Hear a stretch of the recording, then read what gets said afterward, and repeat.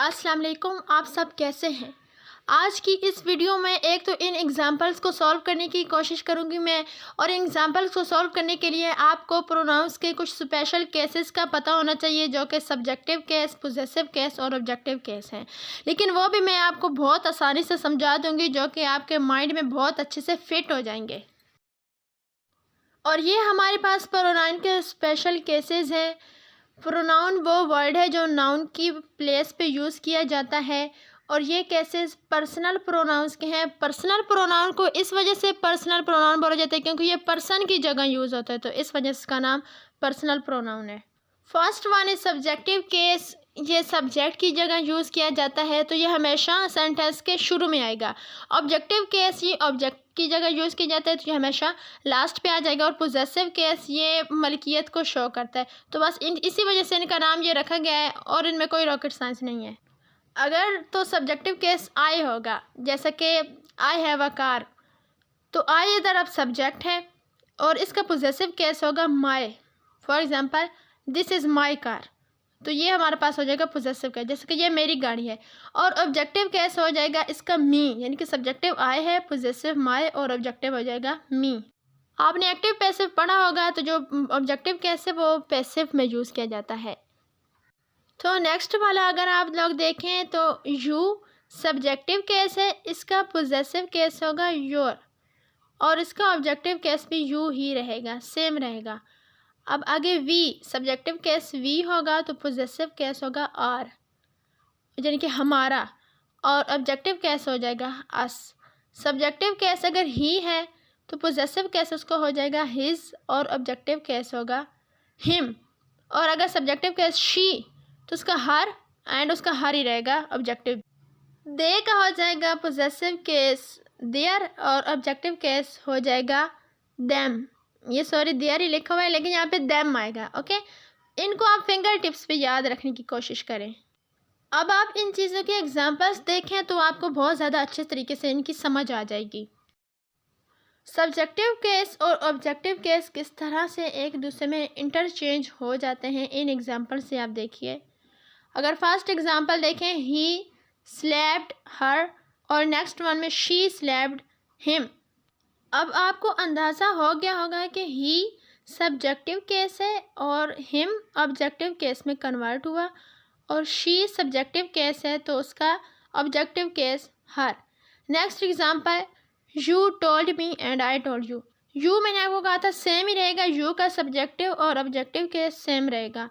आई subjective case है तो उसका ऑब्जेक्टिव केस हो जाएगा मी।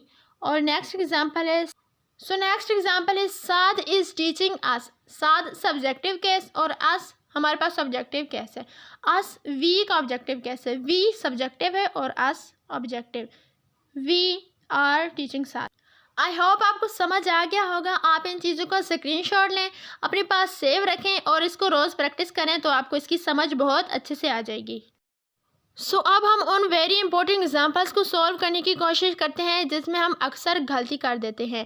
ऑब्जेक्टिव कैसा pronoun is used if the sentence has let and between.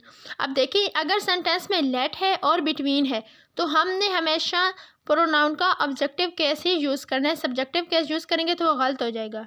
For example, this matter is between he and I.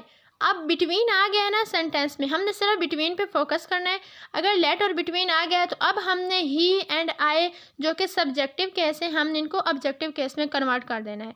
तो इसका राइट वन हो जाएगा, this matter is between him and me. This matter is between him and me. Next example है, late दे गो। अब हमने देखा कि sentence में लेट यूज़ किया गया है, तो अब हमने दे का ऑब्जेक्टिव केस यूज़ करना है, सब्जेक्टिव नहीं करना। तो इसका राइट ऑप्शन हो जाएगा लेट देम गो, क्योंकि दे सब्जेक्टिव केस है और देम ऑब्जेक्टिव केस है। अब हम वो देख लेते हैं कि जिनमें प्रोनाउन का सब्जेक्टिव केस यूज़ किया जाता है। If the sentence has as then comparison के लिए यूज़ होता है। और बी में is am are was were been, अगर ये यूज़ किया गया है तो फिर हमने प्रोनाउन का सब्जेक्टिव केस यूज़ करना है। For example, she is as tall as me. अब हमने देखा कि इसमें एज आ गया है, तो अब मी क्योंकि सब्जेक्टिव केस ऑब्जेक्टिव केस है, इसको हम यूज़ नहीं करेंगे, इसको हम सब्जेक्टिव में कन्वर्ट करेंगे। तो इसका राइट ऑप्शन है she is as tall as I, इसका ये राइट वन है। यहाँ तक आपको समझ आ गया है। लेट और बिटवीन होगा तो ऑब्जेक्टिव केस यूज़ करेंगे, एज, देन और टू बी अगर इसमें कोई भी वर्ब आ जाता है तो फिर सब्जेक्टिव केस यूज़ होगा। अब अगर फॉर एग्जांपल कोई इंसान आपको कॉल करता है तो आप कॉल उठाएं तो आप क्या कहते हैं? Hello it's me. तो स्पोकन इंग्लिश में तो ये ठीक है, लेकिन राइटिंग इंग्लिश में ये गलत होता है।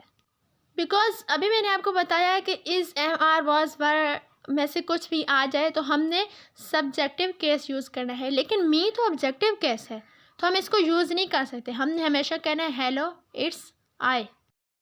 ओके बच्चों, आ जाओ टेस्ट की तरफ, मुझे पता चले कि आपको कितनी समझ आई है और आप कितने पानी में हो।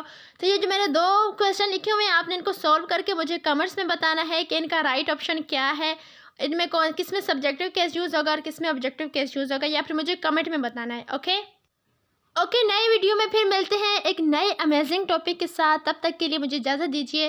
अल्लाह हाफिज़।